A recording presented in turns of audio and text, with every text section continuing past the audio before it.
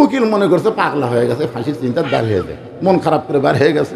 কিন্তু রাত যখন 11:30 বাজছে মনে হচ্ছে ডাক দিবার করছে, দেখি তো যাই কি অবস্থা। ফাঁসির কন্ডেম ছেলে যায় ডেকে মিন কাশিম আলী লাখ ডাকে ঘুম পাড়া, মানে বুঝতেছেন? হায় হায়, আর মাত্র 8 ঘন্টা সময় বাড়ে, এরই পরে ফাঁসি হবি। আর এই লোকটা লাখ ডাকে ঘুম পাড়তেছে, পাওয়াল যে ঝাঁকি মারছে, বলতেছে উকিল ভাই সময় হচ্ছে না স্যার, এখন 8 ঘন্টা আছে। আলহামদুলিল্লাহ। ওযু করছে, 2 রাকাত নামাজ পড়ে কোরআন শরীফের সূরা মুলক, সূরা মুজাম্মিল তেলাওয়াত করে, ফাঁসির কন্ডেম ছিল সবচাইতে ভালো যে পাঞ্জাবি, সে পাঞ্জাবি পরে চিরুনি দিয়ে মাথা হাসড়ায় বলে, উকিল দেখো তো আমারে কেমন লাগতেছে, আমারে কেমন লাগতেছে। উকিল কান্দের বলে, স্যার আপনি কি শ্বশুর বাড়ি যাবেন? আপনার ফাঁসি হবে, আপনার ফাঁসি হবে, আপনার ফাঁসি হবে, আর আপনি বলতেছেন আমারে কেমন লাগতেছে। মীর কাশিম আলী বলে, পাগল, ফাঁসি হবে আমার, আর তুমি কেন কাঁদতেছো? তুমি কি জানো তাসদিক বিল জানান, কলিজার মধ্যে যাদের ঈমান থাকে তারা যদি কোনো অন্যায় না করে আর তাদেরকে যদি ফাঁসি দেওয়া হয়, আল্লাহ কোরআনে বলেছেন, ওয়ালা তাকুলু লিমান ইউকতালু ফি সাবিলিল্লাহি আমওয়াতুন বাল আহইয়াউ ওয়ালাকিন লা তাশউরুন। আরে পাগলা উকিল, আমি 2 ঘন্টা ঘুমের মধ্যেই আল্লাহ পাক আমাকে জানাইছে ফাঁসির মাধ্যমে 8টা জান্নাতের দরজা আল্লাহ আমার জন্য খুলে দিবে। এর নাম হলো ঈমানকে কলিজার মধ্যে সেট করা।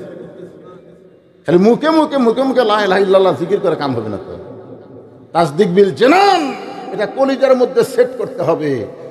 আমল বিল আরকান, এই ঈমান অনুযায়ী আবার আমল করা লাগবে। ধরে কোন কথা ঠিক কি না? মেয়েটা বলতেছে, আমার জীবনের সবচাইতে বড় দুঃখ হলো 6 বছর বয়সে আমি ঈমান গ্রহণ করছি। আপনাদের কাছে আমার একটা প্রশ্ন, এই যে 2-1 যে ওটা বসা করতেছে, এই দুটো কে রে? এই দুটো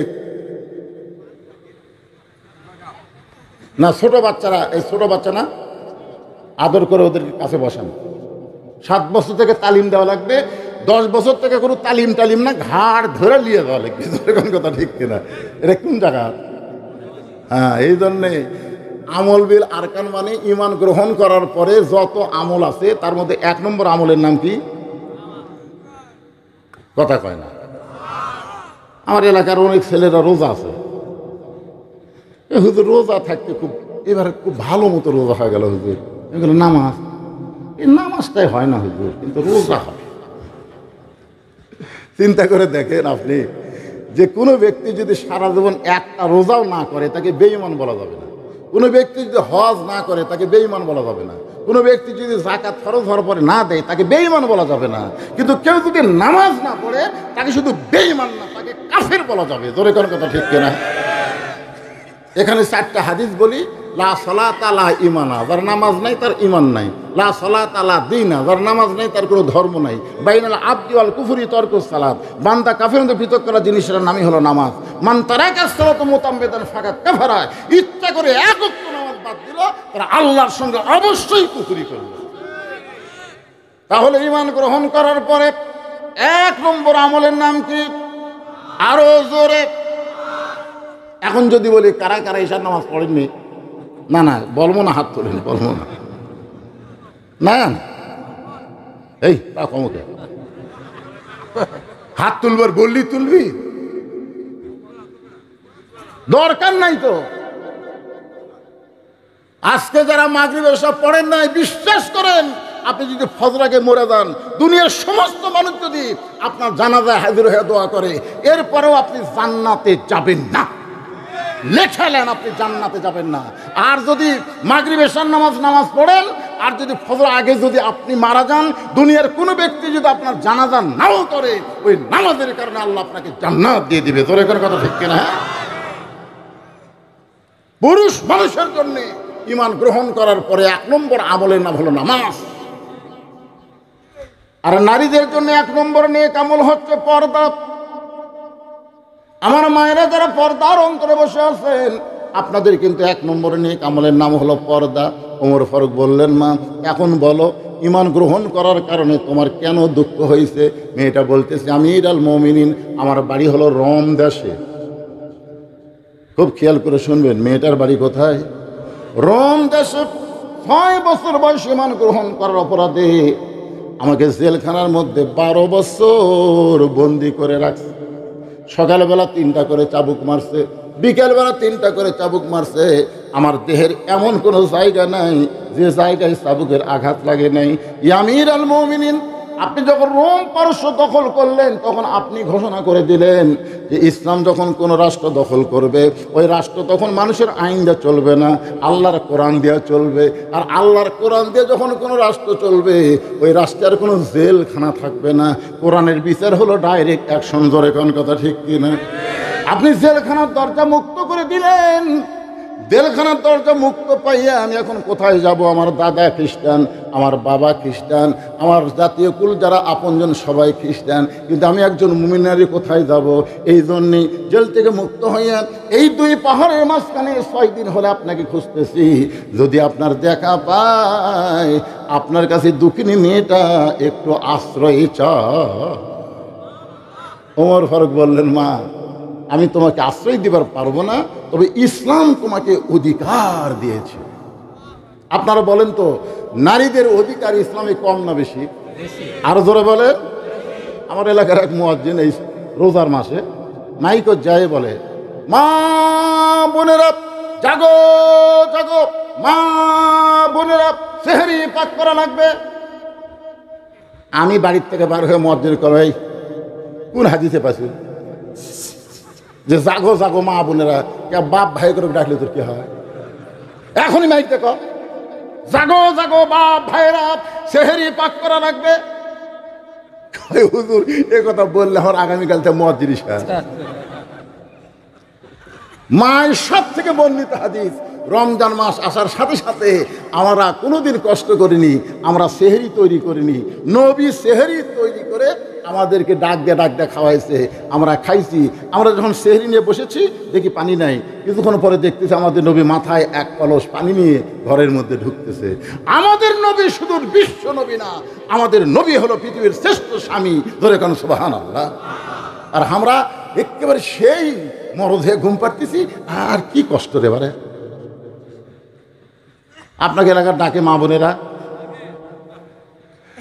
মা বোনেরা, আল্লাহ কোরআনে বলেছেন হুন্না লিবাসুল লাকুম ওয়া আনতুম লিবাসুল লাহুন্না।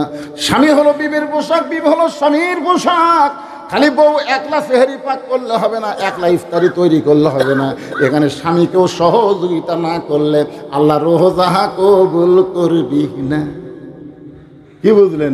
হুন্না লিবাসুল লাকুম ওয়া আনতুম লিবাসুল লাহুন্না আয়াত দিয়ে কি বুঝলেন? বুঝতে পারেন না? ওমর ফারুক বললেন, মা ইসলাম তোমাকে অধিকার দিয়েছে। মেয়েটা বলতেছে আমির আল মুমিনিন, ইসলাম আমাকে কি অধিকার দিল? ওমর ফারুক বলতেছেন বহু অধিকার, তার মধ্যে 1 নম্বর অধিকার হলো তোমার 18 বছর বয়স। কারণ 6 বছরে ঈমান গ্রহণ করছো আর 12 বছর জেলখানায় বন্দি জীবন কাটাইছো। 18 বছরের একজন যৌবনা নারীর জন্য ইসলামের 1 নম্বর অধিকার হলো ভালো একটা ছেলের সাথে বিয়া বসা। সুন্দর ছেলে না, ভালো ভালো একটা ছেলের সাথে বিয়া বসা। কিন্তু তুমি মেয়ে মানুষ, ভালো ছেলে কোথায় পাবা? আমি তোমার অভিভাবকের দায়িত্ব নিয়ে একটা ভালো ছেলের খবর দিচ্ছি। ছেলেটা হলো 30 পারা কোরআনের হাফেজ, ছেলেটার যোগ্যতা হলো 6 লক্ষ হাদিসের হাফেজ, ছেলেটার বয়স হলো 22 বছর, উচ্চতা হলো 6 ফুট 2 ইঞ্চি, গায়ের রং ফর্সা, খুব চাঁদের মতন চেহারা। ছেলেটার নাম হলো আব্দুল্লাহ, বাপের নাম হলো আমি অধম উমর। আমার ছেলে আব্দুল্লাহর সঙ্গে তোমাকে বিয়ে দিয়ে তোমাকে আমার বৌমা বানায়া আমার বাড়িতেই তোমাকে অধিকার দিবে। মেয়েটা বলতেছে আমির আল মুমিনিন, আপনি কিন্তু বলেছেন ভালো একটা ছেলের সঙ্গে বিয়ে বসার অধিকার আছে। আপনার ছেলেই কি পৃথিবীর মধ্যে সবচাইতে বেশি ভালো? ওমর ফারুক বলতেছে আমার চোখে আমার ছেলের চাইতে ভালো কোনো ছেলে নাই। মেয়েটা বলতেছে আপনি 1 চোখে, আপনি 1 চোখে। আমার কাছে একটা ছেলের খবর আছে, দেখেন তো ছেলেটা কেমন। ওমর ফারুক চুম করছে, কে রে? জেলখানার মধ্যে বড় হলো, এর কাছে ভালো ছেলের খবর কি? মেয়েটা বলতেছে আমির আল মুমিনিন, ছেলেটার মায়ের নাম হলো ফাতেমা, বাপের নাম হলো হযরত আলী আর ছেলেটার নাম হইল হোসাইন। এখন আপনি বলেন আপনার আব্দুল্লাহ ভালো না হোসাইন ভালো? ওমর ফারুক কাঁদতেছে, মনে পড়ে গেছে একদিন আসরের নামাজের প্রথম সেজদায় রাসূল 3 বার সুবহান রাব্বিয়াল আলা বলছে প্রথম রাকাতে, কিন্তু দ্বিতীয় সেজদার যায় আর সেজদা তোলে না। 100 বার সুবহান রাব্বিয়াল আলা বলে কিন্তু সেজদা ওঠে না। ওমর ফারুক মনে মনে কেরি হুজুর কি সেজদার যায় অসুস্থ হলো নাকি? কিন্তু আতিউল্লাহ আতিউর রাসূল মাথা তোলা দেখবারও পারতেছে না। যাই হোক, তারপরে রাসূল সেজদা থেকে মাথা তুললেন, 2 রাকাত 3 রাকাত 4 রাকাত নামাজ যখন শেষ হয়ে গেল, সালাম ফেরানোর পরে ওমর ফারুক নবীর সাথে হাঁটু লাগায় বলল, আমিরুল মুমিনিন ইয়া রাসূলুল্লাহ, মনে কোনো কষ্ট নেবেন না, বেয়াদবি নেবেন না, আমি একটা কথা জানতে চাই যে সমস্ত সেজদা ঠিকই আছে, কিন্তু প্রথম রাকাতে দ্বিতীয় সেজদা এত লম্বা কেন? আল্লাহ রাসূল বললেন, আমরা সবাই যখন সেজদাত গেছি তখন কুত থেকে তো হোসাইন কোন দিক দিয়ে এসে আমার কান্দর চড়ে বসলো। এখন আমি সেজদার থেকে মাথা তুলবার চাই, কিন্তু সেজদার মালিক আল্লাহ ডাক দেয় বলে, হাবিব যতক্ষণ বসে থাকবি ততক্ষণ আপনি মাথা তুলবেন না, আপনি যেমন ওকে ভালোবাসেন আমি আল্লাহ তার চাইতে বেশি ভালোবাসি। এই হোসাইন যখন আমার মাথার উপর থেকে নেমে গেল, তারপরে সেজদা থেকে মাথা তুলেছি, সেদিন থেকে ওমর ফারুক বুঝেছে, ওরে বাবা রে। চোখের কোনায় পানি দিয়ে বলে, মা আমার আব্দুল্লাহ ইবনে উমরের চাইতে তোমার পলা হোসাইন কোটি কোটি গুণ ভালো। মেয়েটা বলতেছে, তাহলে হোসাইনের মতন ভালো ছেলে থাকতে আপনার ছেলে আব্দুল্লাহর সঙ্গে বিয়ে বসবে কেন? আপনি যখন বললেন ভালো একটা ছেলের সঙ্গে বিয়ে বসার অধিকার ইসলাম আমাকে দিয়েছে। ওমর ফারুক বললেন, মা জীবনে কোনোদিন কারো ঘটকালি করে না, আজকে কিন্তু তোমার করব। ওমর ফারুক মেয়েটাকে নিরাপদ আশ্রয় দিয়ে পরন্ত বিকালবেলায় হযরত আলীর বাড়ির দরজা দিয়ে সালাম দিয়ে বললেন, আম্মা সাইলা ফালা তানহার। হযরত আলী চমকে গেল, সালাম শব্দ শুনে বুঝতে পারলেন ওমর, কিন্তু আম্মা সাইলা ফালা তানহার এই ফকিরের আয়াত করলো কেন? দরজা খুলে দেখে ওমর ফারুক বললেন, কবে থেকে এই ভ্যাস ধরলেন? রাতের অন্ধকারে মানুষের দুঃখ কষ্ট দেখেন, আলহামদুলিল্লাহ, আবার ফকিরের আয়াত পড়ে কি ভিক্ষা করবেন? ওমর বলতেছে, আলী রে, জীবনে যেই দায়িত্ব কোনোদিন নিবার চাইওনি পাইওনি, কিন্তু আজকে নিজের ইচ্ছায় নিছে। আলী বলে, সেটা কি দায়িত্ব? বলে, ঘটকালি। বলে, খলিফাতুল মুসলিমিন, অর্ধ জাহানের খলিফা হওয়ার পরে আবার ঘটকালি করা লাগবে? আলী 6 বছর বয়সে ঈমান গ্রহণ করেছে, 12 বছর ঈমানের পরীক্ষা দিয়েছে। আমার আব্দুল্লাহর সঙ্গে বিয়েটা দিবার চাইলাম, কিন্তু মেয়েটা আমার আব্দুল্লাহকে অ্যালাউ করলো না, তোমার হোসেনকে পছন্দ করেছে, তোমার হোসেনের সঙ্গে ওই মেয়েটার একটু ঘটকালি করতে চাই। আলী আল্লাহ শুকর আদায় করে বললেন, এমন একটা মেয়ে আমি হোসেনের জন্য মনে মনে খুঁজতেছিলাম। যোগ্যতা কি? 6 বছর বয়সে ঈমান গ্রহণ করেছে, 12 বছর ঈমানের পরীক্ষা দিয়েছে। ইন্নাল্লাযীনা ক্বালু রব্বুনাল্লাহু সুম্মা ইসতাকামু তাতানাজ্জালু আলাইহিমুল মালাইকা আল্লা তাখাফু ওয়া লা তাহজানু ওয়া আবশিরু বিল জান্নাতিল্লাতী কুনতুম তুআদুন। 2 জন কোলাকুলি করতেছে, আল্লাহুম্মা জিদ মুহাব্বাতা লিল্লাহি ওয়া লিরাসূলি। এমন সময় হোসেন ঘরের থেকে বের হয়ে সালাম দেয়, বলে, মুরব্বী, আপনার 2 জন যেভাবে কোলাকুলি করতেছেন মনে হয় বিয়ে আপনারাই করবেন। ওমর ফারুক বলে, হোসেন, আমি তোমার মুরব্বী, তোমার বাবা তোমার মুরব্বী, আমরা 2 মুরব্বী মিলে যদি কোনো সিদ্ধান্ত নেই তুমি কি গ্রহণ করবে না? হোসেন বলতেছে, আপনি আমার মুরব্বী, আমার বাবাও মুরব্বী, আমি 2 মুরব্বীকে সম্মান করি। আল্লাহ রাসূল বলেছেন, বড়দেরকে সম্মান করো, ছোটদেরকে স্নেহ করো, আর বন্ধুদেরকে মহব্বত করো। আপনার 2 মুরব্বী, আমি আপনাদেরকে সম্মান করি, কিন্তু আসল মুরব্বী হলো আমার নানা। আমার নানা ছাড়া দুনিয়ার কোনো মুরব্বী মানা যাবে না। সম্মান করা যাবে, কিন্তু মানতে হবে একজন, তিনি হলেন মুহাম্মাদুর রাসূলুল্লাহ। আতিউল্লাহ ওয়া আতিউর রাসূল। এরপরে বলা হয়েছে উলিল আমরি মিনকুম, এখানে কিন্তু আতিউ নাই। আয়াতের ব্যাখ্যায় গেলে দেখবেন নিঃসন্দেহ, কোনো সন্দেহ নাই, বিনা সন্দেহে শুধু একজনকে মানা যাবে 100 ভাগ, তিনি হলেন আমাদের নবী। জোরে কোন কথা ঠিক কিনা? এই জন্যে মুরব্বী হিসেবে একজনকে মানি, সেটা হলো আমার নানা। ওমর ফারুক বলে, হোসেন কি বুঝাবার চাচ্ছে? বলে বুঝানো কিছু না, একদিন আমি স্বপ্নে দেখি আমার নানা ঘরের মধ্যে আরাম করতেছে। তা আমি এখন দরজা দিয়ে ডাক দিচ্ছি, নানু ভাই আমি হোসাইন একটু আপনার কাছে যাবার চাই। আমার নানা বললেন, হোসাইন এখন আমি জান্নাতে আরাম করতেছি, দরজা খোলা যাবে না। আমি হোসেন চমকে গেলাম, ভাঙ্গা ঘরের মধ্যে থেকে কথা কয় আর কাছে জান্নাতে আরাম করতেছি। আমি তখন জানলার পাশে গেলাম, জানলার ফাঁক দিয়ে তাকায় দেখি আমার নানি উরাতকে বালিশ বানায় দিয়েছে, আর সেই উরুর উপরে নানা মাথা দিয়ে শুয়ে আছে, নানি চুলের মধ্যে হাত দিয়ে বিলকি কাটতেছে।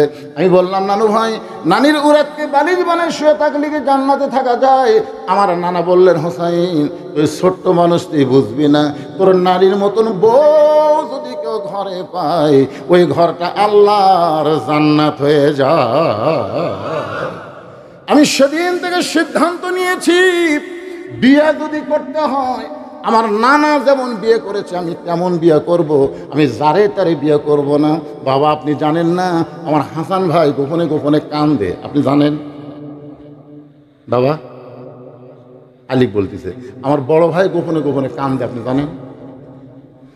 যে ভাই গোপনে গোপনে কান্দে হঠাৎ দেখি আমাকে দেখে হাসতেছে, একটু সরে যায় কাঁদতেছে। আমি দৌড়ে গিয়ে হাত ধরে বললাম, ভাই আপনার জীবনের দুঃখ কি? বলে তোর ভাবি। তোর ভাবি এখন বাপ বিয়ে দিয়েছে, আমি বিয়ে করছি। হাসান রাদিয়াল্লাহু বইয়ের নাম হলো জায়েদা, কুটনি কুটনি, আর কথা ওর কাছে, ওর কথা ওর কাছে। আমি সেই দিনে সিদ্ধান্ত নিয়েছি, যারে তারে বিয়ে করা যাবে না, বিয়ে করলে আমার নানার মতন বিয়ে করবে। এটা ভাঙ্গা ঘর জান্নাত হয়ে যায় বইয়ের কারণে, এরকম একটা বউ আমার দরকার। ওমর ফারুক বললেন, বাবা তুমি যেমন একটা বউ মনে মনে চাইতেছো, তেমন একটা মেয়ের ঘটকালি আমি তোমার সঙ্গে করতেছি। হোসেন বলে, আপনি মুখে করলে হবে না। ওমর ফারুক বললেন, তাহলে কি হলে হবে? বলে, আমি সেই মেয়েকে বিয়ে করব যে আমার 3টা প্রশ্নের উত্তর দিবার পারবে। ওমর ফারুক বলে, হোসেন কি 3টা প্রশ্ন করবো? হোসেন বলতেছে, যাকে বিয়ে করব তাকেই প্রশ্ন করব, তাকে ছাড়া অন্য কোনো কাউকে প্রশ্ন করব না। ওমর ফারুক বলে, আলী হোসেন যে 3টা প্রশ্ন করবে সম্পর্কে তোমার খবর কি? আলী বলতেছে, জীবনের প্রথম শুনলাম। ওমর ফারুক বলে, তুমি জীবনের প্রথম শুনলাম, আমিও জানি না, তাহলে মেয়েটা কেমনে উত্তর দিবে?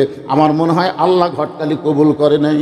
ওমর ফারুক কাঁদতে কাঁদতে মেয়েটার ঘরের দরজায় গিয়ে বললেন, মা আমার আব্দুল্লাহকে বিয়ে কর, মা আমার আব্দুল্লাহকে বিয়ে করলে বড় শান্তিময় জীবন হবে। মেয়েটা বলতেছে, খালি একটা বার বলেন হোসেনের চাইতে ভালো, তাহলে একটা বার আপনি বলেন হোসেনের চাইতে ভালো। ওমর ফারুক বলে, যেটা বলা যাবে না কেমন বলবো, কিন্তু তুমি যে হোসেনকে বিয়ে করতে চাও, সে হোসেন তো তাকে বিয়ে করবে না। 3টা প্রশ্ন করবে, যে প্রশ্ন আমি জানি না, তার বাবাও জীবনে শোনে নাই, তাহলে তুমি কেমনে উত্তর দিবা? তোমার সঙ্গে তো হোসেনের বিয়ে হতে পারে না। মেয়েটা বলতেছে, আমি আমিরুল মুমিনিন, হোসেন কি 3টা প্রশ্ন করবে আমি জানি না, তবে আমার ঈমান বলতেছে আমি না পারলেও আমার আল্লাহ পারাবে। লিল্লাহে আমাদের ঈমান বলতেছে ফিলিস্তিনের মুসলমানের বিজয় হবে। আজকের খবর জানেন, আমেরিকাত অটোমেটিক একটা খনিত আগুন ধরেছেন। আমেরিকা তোর এখন পাশা সামলান কঠিন হবি, তুই আবার ইসরায়েল সৈন্য দিব। আমাদের ঈমান বলতেছে আগামীতে এই বাংলাদেশ কোরআন দিয়ে চলবে। জোরে কোন কথা ঠিক কিনা? ঈমান ঈমান ঈমানের বলে বলিয়ার হওয়া লাগবে ভাইজান। মনের মধ্যে ধকচক নিয়ে আসলে হবে না। মেয়েটা কি বলতেছে, হোসেন কি 3টা প্রশ্ন করবে আমি জানি না, তোমার ঈমান বলতেছে আমি না পারলেও আমার আল্লাহ পারাবে। ওমর ফারুক এক দৌড় হযরত আলীর দরজা এসে বলতেছে, আলী রে তারিখ করবার আইছি। হোসেন রাদিয়াল্লাহু সালাম দে বলে, কিসের তারিখ? বলে, তুমি যে 3টা প্রশ্ন করবা তার উত্তর দিবার পারবি কি পারবে না তার তারিখ। আলী বলতেছেন, যে প্রশ্ন আমি জীবনে শুনি নাই, আপনিও জানেন না, সেই প্রশ্নের উত্তর মেয়েটা কেমনে দিবে? ওমর ফারুক বলে, আলী ঈমানের বলে বলিয়ান হয়ে যখন কোনো মানুষ কথা বলে, সে মানুষ নিজে একলা থাকে না, তার সঙ্গে আমার আল্লাহ থাকে। অহুয়া মাকুম আই আইনামা কুনতুম। আল্লাহু আকবার। নির্দিষ্ট তারিখ মোতাবেক ডান পাশে হযরত হোসেন বসে গেছে, ডান পাশে হযরত ওমর বসে গেছে, বাম পাশে হযরত আলী, আর মাঝখানে হোসেন। সামনে একটা চাদর দেওয়া হয়েছে, চাদরের ওই পারে ওই 18 বছরের যৌবনা মেয়েটাকে বসানো হয়েছে। একটু বসার সাইজটা শুনেন, তারপরেই তো আইয়ুকুম আহসানু আমালা। একটু দেখেন সব বসার সাইজটা খেয়াল করছেন? ডান পাশে কে? কথা কয় না। ডান পাশে হযরত ওমর, ডান পাশে কে? আর বাম পাশে হযরত আলী, আর মাঝখানে হোসাইন। সামনে একটা চাদর, চাদরের ওই পারে ওই 18 বছরের মেয়েটা বসে গেছে। এখন আপনারা বলেন বসার সাইজটা কেমন? তাহলে সামনে চাদর কেন দিল? পর্দা লাগে। তাহলে মমতাজ যে হলো মনের পর্দা, বড় পর্দা। আমাকে 14 গোষ্ঠী এমনকি যে আল্লামা শফি হুজুরকে পর্যন্ত বলেছে, ওরে শরীয়তের মৌলানা চোখ দুইটা করলা কানা, মনের পর্দা বড় পর্দা তেতুল হুজুর বুঝলো না। আল্লামা আহমদ শফিকে এই 2 টাকা গায়িকা তেতুল হুজুর বলেছে যে আল্লামা আহমদ শফি হাজার হাজার লক্ষ লক্ষ আলেমের ওস্তাদ। জোরে গান ঠিক কিনা? আল্লাহর ওলি। তাকে মমতাজ করে, মমতাজ তুই কুটি রে বাড়িতে আস কি কয় পাগল। 300 জন এমপি, একটাও নাই। আপনাকে ধামরাহাটিটা কুটি রে?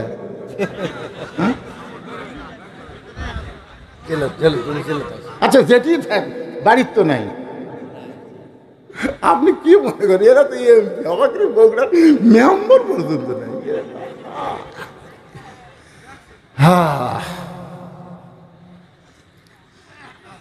আপনি কি যাচ্ছেন নাকি ভাই? ও আসতেছেন? না ঠিক আছে, মানে আপনি যাওয়া চলবে না।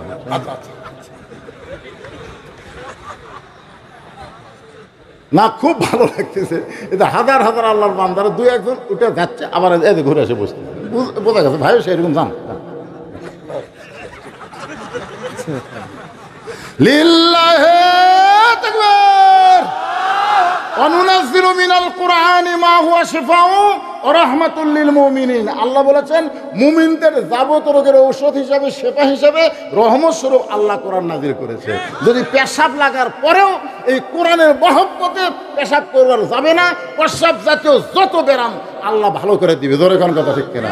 আল্লাহ পারে কি পারে না? জোরে কোন পারে কি পারে না? সব পারে আল্লাহ। অকরনা ফি বুয়ুতিকুন্না ওয়ালা তাবাররাজনা তাবাররুজাল জাহিলিয়াতিল উলা। আল্লাহ কোরআন শরীফের পর্দার কথা বলছে কি বলে নাই? সামনে চাদর দেওয়া হয়েছে, ডান পাশে হযরত ওমর, বাম পাশে হযরত আলী, মাঝখানে হোসাইন। এবার হযরত ওমর বলতে হোসাইন প্রশ্ন শুরু করে দাও। এবার প্রশ্ন শুরু করো। হোসাইন তখন দাঁড়িয়ে বললেন, রে মেয়ে তুমি একা একা বসে আছো। তাই বলে তুমি একলা না, আমি হোসাইন বড় একা হয়ে গেছি। ওর ফরচুন করছে কে রে? কি কয়? এই মেয়ে তুমি একা একা বসে আছো, তাই বলে তুমি একা না, আমি হোসাইন বড় একা হয়ে গেছি। ওর ফারুক বলে, হোসাইন তুমি কি মাথা খারাপ নাকি? তোমার ডান পাশে আমি বসে আছি, বাম পাশে তোমার বাপ বসে আছে, তুমি কেমনে একা হলে? হোসেন বলে, রে মেয়ে আমার 2 পাশে 2 জন দেহ নিয়ে বসে আছে, কিন্তু মনে মনে তোমার পক্ষ নিয়েছে। আপনারা বলেন তো প্রত্যেকটা থানার ওসি কার পক্ষে? প্রত্যেকটা জেলার ডিসি কার পক্ষে? নির্বাচন কমিশনার কার পক্ষে? বসে আছে নিরপেক্ষ, কিন্তু মনে মনে একটা দলের পক্ষ নিয়েছিল। ধরে কোন কথা ঠিক কিনা? দিনের ভোট রাতে কেমনে হলো? দিনের ভোট রাতে কেমনে হয়? ড্যামি নির্বাচন কেমনে হয়? বাংলার মুসলমান সব কিছু দেখেছে। আপনারা বলেন তো ওমর ফারুক মনে মনে কার পক্ষে? কথা কয় না। হযরত আলী মনে মনে কার পক্ষে? আগেই 2 জন কোলাকুলি করছে, কিন্তু এখন বসে আছে বেকায়দা। হোসেন বলতেছে, রে মেয়ে তুমি মনে কষ্ট নিও না, আমার 2 পাশে 2 জন মহামানব বসে আছে, এরা মনে মনে তোমার পক্ষ নিয়েছে। এই 2 জন যদি খালি দোয়া করে, দোয়া, তাহলে আমার 3টা প্রশ্নের উত্তর তোমার দেওয়া কোনো কঠিনই না। মেয়েটাকে একটু সাহস দিয়ে দিল, সুবহানাল্লাহ কর না কেন। আগামীকাল থেকে এসএসসি পরীক্ষা হবে। এক ছেলে আমার কাছে যে বলতে, হুজুর দোয়া করেন, ওয়াজ শোনা বাদ দিয়ে পড়ে যা। আচ্ছা না, আপনি ওয়াজ করে যাচ্ছেন, আমি ওয়াজ শোনা বাদ দেবো। আরে পাগলা, কাল পরীক্ষা, তো ওয়াজ শোনা বাদ দেবে না মানে? চিন্তা করছেন? এখন 3টা প্রশ্নের উত্তর মেয়েটা দিবার পারবে কে পারবে না, কি 3টা প্রশ্ন হোসেন করবে। আমরা সবাই আর 8 ঘন্টার সময় যদি লাগে আমরা সবাই শুনবো। রাজি আছেন সবাই? আমি শোনাবো কোরআন আমার সামনে, আমি না শুনে আপনাকে যাবো না ভাইজান। কিন্তু এখানে একটা বেকায়দা করে রাখছে এই হাফেজ সাহেব। আমি যত মাহফিল আপনাকে ধামুরহাট করছি, আপনাকে রেপত্নীতলা করছি, নদীপুর করছি, সেখানে দ্বিতীয় বক্তা রাখে তারা কালেকশনের জন্য, যে মাদ্রাসার তারা উন্নয়ন করবে, কালেকশন করবে, আর প্রধান বক্তাকে লাস্টে দেয় ব্যাগ বা রুমাল ছেড়ে দিবে। কোনো আদায় তাদের প্রধান বক্তা নাই। যত মাহফিল করছি, আর আজকে এখান থেকে আমি আইসি মাগরিবের পরে এসার আগে এসে দেখতেছি একটা টাকাও এই মাদ্রাসার জন্য কোনো বক্তা আদায় করেনি। এখন সব চাপ দিচ্ছে আমার উপর। তাহলে আমাকে ওয়াজও করা লাগবে, আদায় করা লাগবে, সব কাম যদি একজনের উপর দেয়।